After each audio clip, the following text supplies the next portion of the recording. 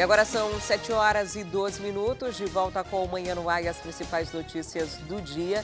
E recentemente, o Tribunal de Contas do Estado ameaçou suspender processos de licitação do governo caso o Estado não cumpra a lei Compliance, que rege os processos licitatórios. Aqui no estúdio eu vou receber o secretário de Estado da Fazenda, Alex Delgiglio, e que, entre outras coisas, deve explicar também como o governo tem feito para atender a essa recomendação do TCE e ainda explicar para a população qual a situação financeira atual do Estado.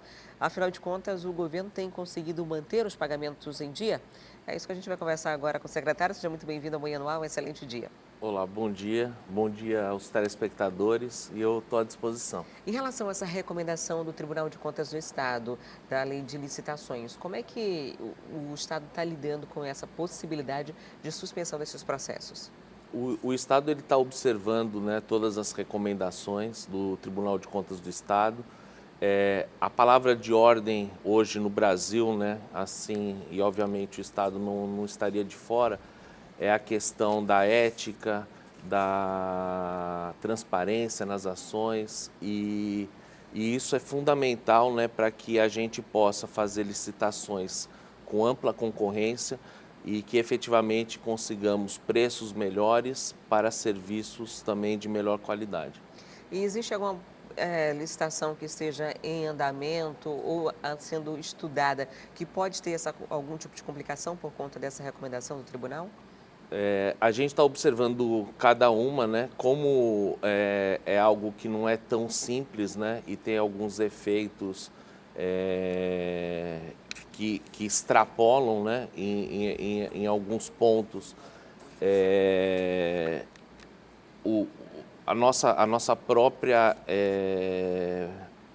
como que eu poderia dizer? Dentro do escopo do governo, a gente tem que observar várias regras, né, legais e isso tudo a gente está tentando observar de tal sorte que realmente a gente possa atingir o objetivo O que da de lei. fato é competência da secretaria ou O não? que é de competência, na verdade, do Executivo Estadual, né? Então, mas isso está sendo feito, tem uma comissão que está trabalhando em cima disso e muito provavelmente, né, a gente vai conseguir observar no prazo mais curto possível todas as implicações dessa lei para que realmente o Estado não faça nada que vá de encontro a ela. A gente começou o ano, né, com uma pressão por várias categorias pedindo aí reajustes salariais. Também houve a questão de saúde, que eu acredito que tenha sido a mais crítica, né, por conta de atrasos no pagamento em anos anteriores e que se chegou numa situação que não tinha como se pagar por os profissionais que estavam trabalhando, tinha que repor medicamentos que estavam praticamente o estoque praticamente zerado, né, ou um estoque com muito material que não poderia ser consumido, secretário. E isso tudo houve uma repercussão muito grande, o Estado precisou lidar com um déficit grande e com uma redução de arrecadação.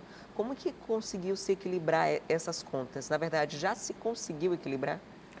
Nós estamos, enfim, fazendo os melhores esforços para equilibrar as contas, mas é um desafio muito grande. O que ocorreu foi que, desde o momento da transição, a gente observou que havia um déficit muito grande no Estado, tanto orçamentário como dívidas de exercícios anteriores, que somavam em conjunto mais de 3 bilhões de reais.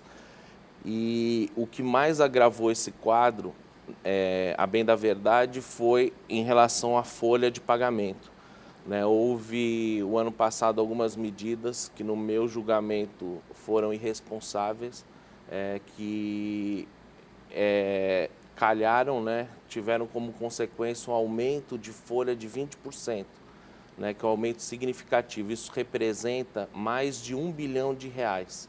Né? E o mais inacreditável é que você teve um aumento de folha, né, com reposições salariais, progressões, promoções, e que não teve nenhum aumento quantitativo de servidores. Ou seja, você não teve melhoria na prestação de Então você serviços. tinha a mesma quantidade de funcionários pagando muito mais por isso? Isso, e todos eles efetivos, né?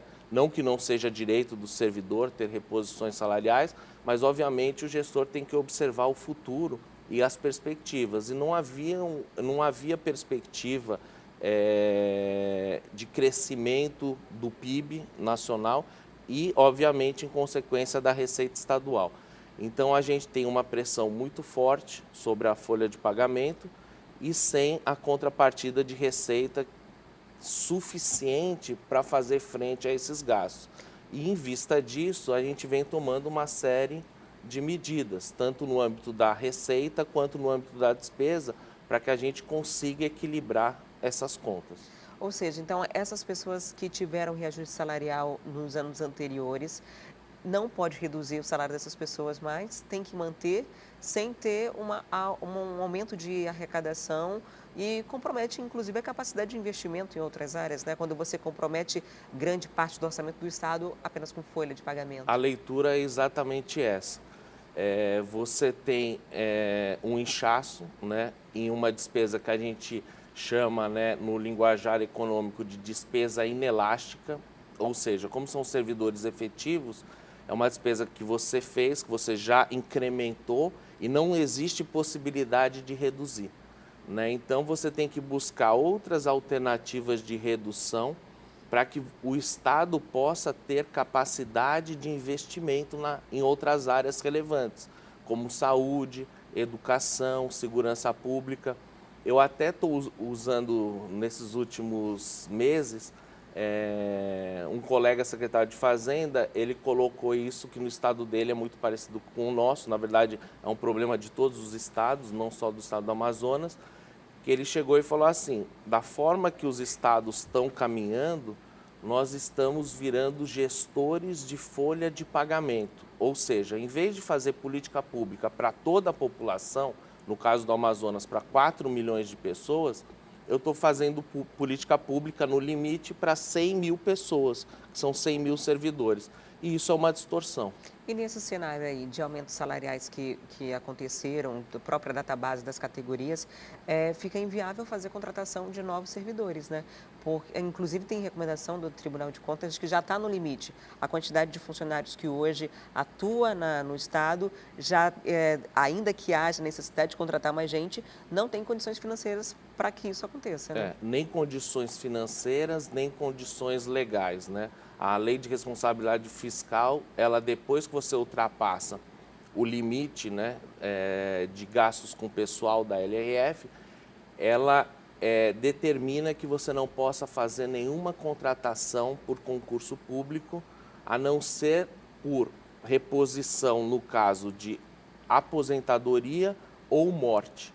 Significa o quê? Que você fica também totalmente engessado, sem a possibilidade de fazer nenhum tipo de contratação. E diante desse cenário, quais são as alternativas? O que é que pode ser feito, o que dá para ser feito para tentar compensar e não ser apenas um gestor de folha e conseguir, de fato, aplicar recursos, investir em outras áreas, fazer projeções até para o futuro? Então, são algumas medidas de curto e de médio prazo, né? Tanto no âmbito da receita quanto no âmbito da despesa. No âmbito da receita, a ideia é fazer operações de crédito, na verdade são empréstimos, para a gente poder ter alguns encaixes. Além disso, a gente provavelmente vai fazer uma operação de antecipação de royalties, que também traria um recurso razoável para a administração. Os royalties seriam já um benefício que se tem direito e anteciparia o recebimento dele, né? Seria justamente isso, seria uma operação de antecipação de recebíveis. Como alguém que está em casa tem, por exemplo, lote de restituição do imposto de renda e consegue receber um pouco antes esse benefício, né, esse dinheiro que já é seu por direito, para, de repente, quitar uma dívida que já está em andamento. Né? Isso, perfeito. Além disso, existem questões de depósitos judiciais, né, onde o governo é parte de algumas ações e com uma perspectiva, uma probabilidade de ganho, né, e existe a possibilidade de você antecipar também esse recurso. Além disso, a gente está tentando também, só que obviamente vai precisar da Assembleia Legislativa, né, de aprovações, a desvinculação de algumas receitas. Tem também algumas questões no âmbito federal, como a cessão onerosa. O que é a cessão onerosa? No pré-sal, em 2011, houve um leilão dos barris do pré-sal, Na época, a consultoria verificou que existia, em média, 5 bilhões de barris. Depois foi feita uma revisão e sabe-se que temos mais de 10 bilhões. Então, essa diferença vai ser leiloada e isso deve injetar para os cofres federais algo em torno de 100 bilhões de reais. Os estados e municípios, cada um deles ficariam com 15% desses valores, e isso também injetaria recursos para o estado. Isso tudo na ótica da receita. Isso deve diminuir essa questão financeira que existe hoje, mas já deu para resolver, amenizar a questão de fornecedores nesses primeiros 6 meses de governo? Sim, a gente vem trabalhando para honrar com os fornecedores. Alguns pagamentos, todos os pagamentos que eu diria que são essenciais, eles vêm sendo honrados. E a gente, com essas medidas e com medidas também de despesa, a gente já está equilibrando as contas. Por exemplo, na ótica da despesa, teve o decreto de qualidade do gasto, que prevê uma redução de 50 milhões mês com despesas de custeio. No mês de junho, a gente já obteve uma redução de mais de 50 milhões. Ou seja, já está tendo a sua repercussão esse decreto de qualidade do gasto. E outras medidas também serão tomadas, como medidas de teto de gastos, que a gente também deve mandar para a Assembleia para aprovação. Tem a reforma administrativa, né, que deve ir provavelmente logo após o recesso parlamentar. Então, todas essas medidas em conjunto, elas buscam equilibrar fiscalmente o Estado. Então, para quem está acompanhando a gente agora em casa e que é um fornecedor do Estado, por exemplo, que está aí nessa expectativa de receber, alguns inclusive que não são nem desse exercício, né, os pagamentos, podem ficar otimistas, podem esperar algo de bom nos próximos meses? Sim, sem dúvida. Obviamente a gente precisa, existem vários fatores que a gente chama em economia de exógenos, né, que não dependem única e exclusivamente da administração. Se a economia do país ela não prosperar, obviamente a economia do Estado também não prosperará. Mas a gente está otimista com as reformas no âmbito do governo federal, sobretudo a reforma da Previdência, a reforma tributária, a reforma política, e provavelmente, se essas reformas passarem, isso vai sinalizar ao mercado que o país está tomando um rumo e, obviamente, o país começará a crescer, o seu PIB vai ter uma evolução e isso vai se reverter em emprego, renda e em maior arrecadação para o Estado. E na contramão dessas reformas, tem aí alguns ataques diretos que a Zona Franca de Manaus vem recebendo, né? De algumas mexidas em alíquotas, algumas questões que deixam o polo industrial de Manaus, principalmente de alguns setores, mais vulnerável quando a gente fala da competitividade, que deixa, os incentivos fiscais deixam o Amazonas numa situação mais confortável. Diante desse cenário, secretários de Fazenda de outros estados fizeram uma carta de apoio, né, manifestaram apoio à Zona Franca e a gente espera que os outros estados entrem também nisso, né, entendam essa necessidade da gente, que é o principal motor da nossa economia. Sem dúvida. Na quinta-feira, né, houve, eu diria até uma vitória histórica, né, do Estado, onde no âmbito do Concefaz conseguimos convencer todos os secretários de Estado de Fazenda da importância de manter o Estado do Amazonas como uma área de excepcionalidade constitucional, considerando todas as nossas dificuldades, né? Sejam logísticas, seja em relação à infraestrutura, estratégicas, e houve a sensibilidade desses secretários que, em conjunto, assinaram uma carta, né, que eles querem que seja mantida a autonomia dos estados, né, aí de todos os entes da federação, independentemente da reforma, né? E além disso, eles consideram que a Zona Franca de Manaus tem que ser mantida como uma área de excepcionalidade. Então, esse apoio vai ser muito importante para que a gente possa defender, tanto no Executivo Federal como no Legislativo Federal, né, a posição do Amazonas para manter nossas vantagens comparativas. Secretária, muito obrigada por sua visita aqui no Manhã no Ar, por trazer esclarecimentos para a gente. O espaço do programa fica aberto sempre que precisar dar alguma informação para o nosso telespectador, para as pessoas que fornecem, que trabalham no Estado, alguma explicação, o espaço está aberto. tá ok. Eu que lhe agradeço pela oportunidade. Conversei com o Alex Del Giglio, que é secretário da Cefaz, falando aí sobre a situação atual do estado do Amazonas. E a gente continua falando de economia, agora sobre a Receita Federal, que abre hoje a consulta ao segundo lote de restituição do Imposto de Renda de 2019. Quem vai trazer todos os detalhes para a gente sobre esse assunto é a Tamires Cler, que já está ao vivo. Tamires, conta para a gente quantos contribuintes aqui no Amazonas têm direito a essa restituição, hein? Adriana, em todo o Brasil são mais de 3 milhões de pessoas que vão receber esse segundo lote, que vai cair já no dia 15. Mas desde hoje mesmo você já pode dar uma olhada, né, na internet, no site da Receita Federal, que é o receita.fazenda.gov.br. Lá você vai saber se realmente você faz parte desse grupo, porque depende bastante, né, de quando você fez a declaração de imposto de renda, também depende de que grupo você faz parte. Nesse segundo lote, muitas das pessoas muitos dos contribuintes são remanescentes do primeiro lote de prioridade, são idosos, pessoas com deficiência, são cerca de 15 mil pessoas que têm mais de 80 anos, por exemplo, cerca de 200 mil pessoas têm entre 60 e 70 anos, tem ainda um grupo também que tem algum tipo de deficiência ou física ou mental. Todas essas pessoas então já têm essa possibilidade de dar uma olhada ali no site da Receita se vão poder receber ou não, ou podem ligar também para o telefone 146.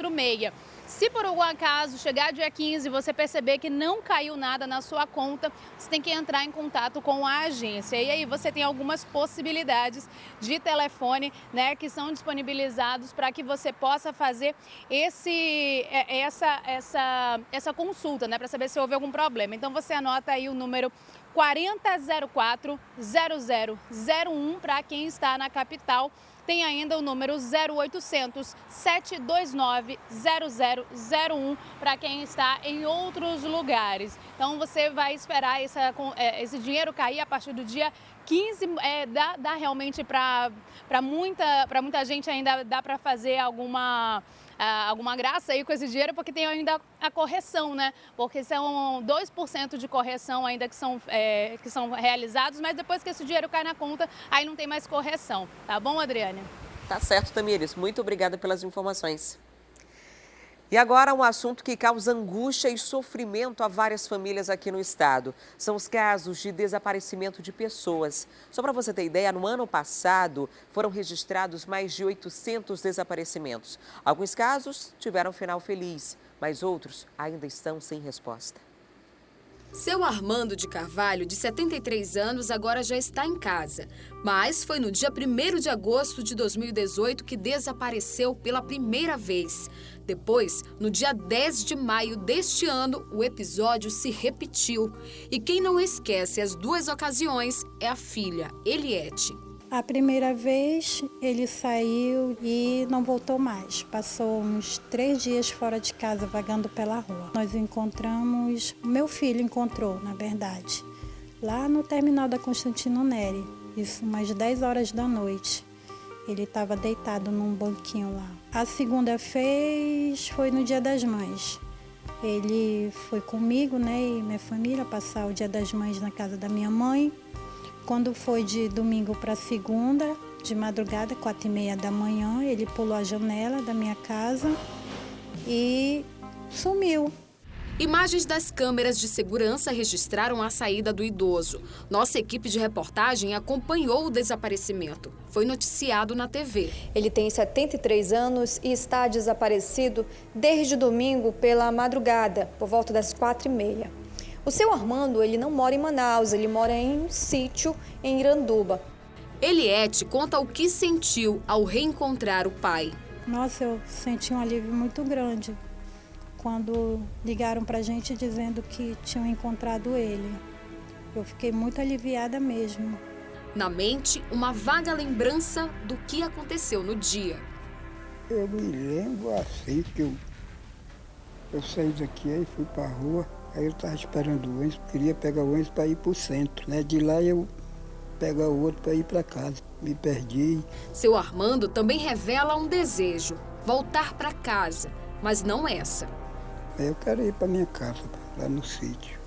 Segundo a filha, a falta de memória ainda é motivo de investigação médica e a atenção fica redobrada, de prontidão, caso haja outro surto. Eu não posso responder porque eu não sei, mundo. Eu não sei, o que vem na minha mente só é isso, de minha filha estar em algum lugar de ser impedido, meu neto impedido de ligar para casa. Enquanto eu viver, eu vou atrás do meu neto e da minha filha.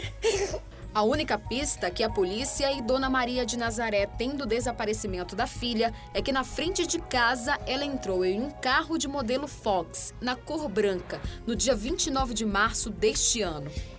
Ana Carla de Souza Pinheiro, de 33 anos, estava acompanhada do filho, Eduardo de Souza Guedes, de 12 anos. Segundo informações da família, os dois deveriam ter ido a um retiro da igreja naquele fim de semana, mas não chegaram ao local. Foi somente na segunda-feira que foi registrado o sumiço de mãe e filho. Nossa equipe também esteve no local.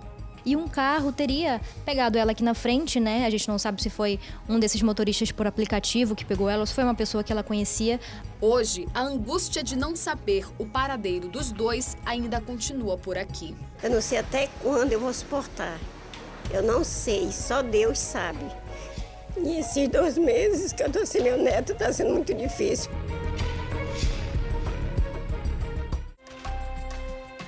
Dados do Sistema Integrado de Segurança Pública afirmam que, em 2018, foram 810 desaparecidos em Manaus. Destes, a maior parte foram homens.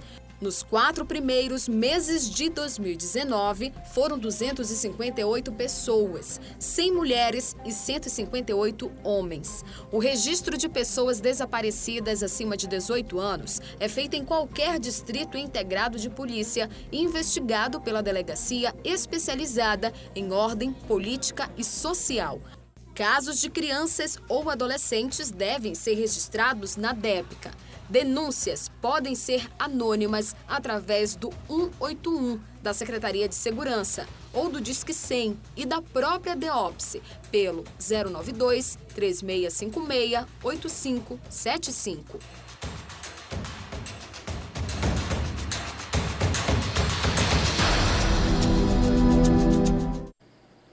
Em nota, a Delegacia de Ordem Política e Social, DEOPS, disse que investiga o caso, mas que, a princípio, sabe-se que a Ana Clara, que é essa que aparece aí no vídeo, a Ana Clara de Souza Pinheiro, saiu de Manaus por conta própria, levando o filho, o adolescente de 13 anos. Pois as investigações em andamento apontam que eles embarcaram na rodoviária de Manaus em um ônibus que tinha como destino o estado de Roraima. Então, se você tiver qualquer tipo de informação sobre Ana Clara, quiser entrar em contato, pode falar com a polícia, porque a família está muito angustiada, né? Ainda que essa seja a vontade da pessoa, assumir, ir embora mesmo, só para dar um consolo, saber se está bem, se está tudo certo aí, porque como a gente viu, a mãe da Ana Clara está sofrendo bastante. Então, se você tiver qualquer tipo de informação dela ou sobre qualquer um dos outros desaparecidos que você viu na reportagem, pode entrar em contato com a polícia. E uma mulher de 34 anos foi presa na tarde de ontem no bairro São José, na Zona Leste, após ser denunciada pelo marido, que informou à polícia o fato da esposa agredir o próprio filho.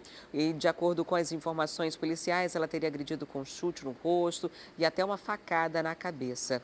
A gente vai saber mais agora sobre esse caso com a Tamires Claire, que já está ao vivo. Tamires, alguma informação sobre o estado de saúde desse menino? Por fora de sua...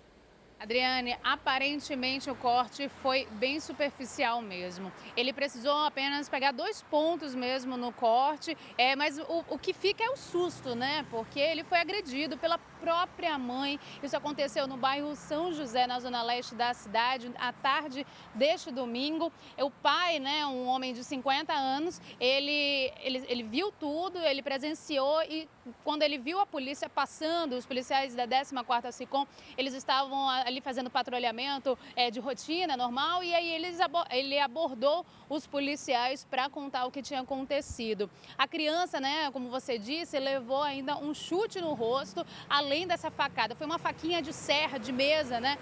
Mas aí, ainda assim, perigosa. A criança levou esse corte no rosto. Foi, como eu disse, superficial. A criança ficou bastante assustada, mas todo mundo já foi para a delegacia. Esse caso está sendo investigado, né, pela delegacia especializada em proteção à criança e ao adolescente. Todos três, né, foram para a delegacia para prestar esclarecimentos, para que a polícia pudesse entender o que tinha acontecido. O marido dessa mulher disse que ela estava muito bêbada e aí foi quando ela começou a agredir o filho de 6 anos, Adriane.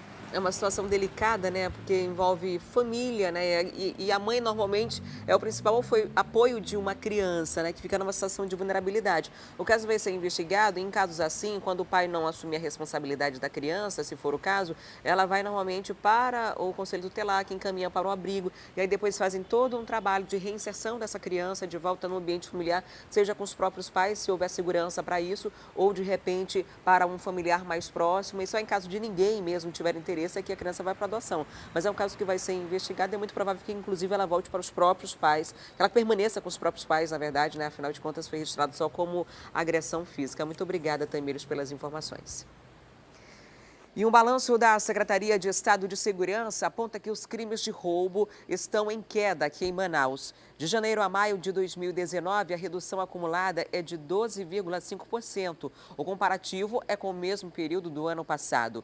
O motivo? Abordagens policiais intensificadas e o aumento de operações. O número de prisões também aumentou. De janeiro a maio, foram 507 prisões de suspeitos de roubos, quantidade 35% maior que a efetuada no mesmo período de 2018, quando houve 375 prisões por roubo aqui na cidade.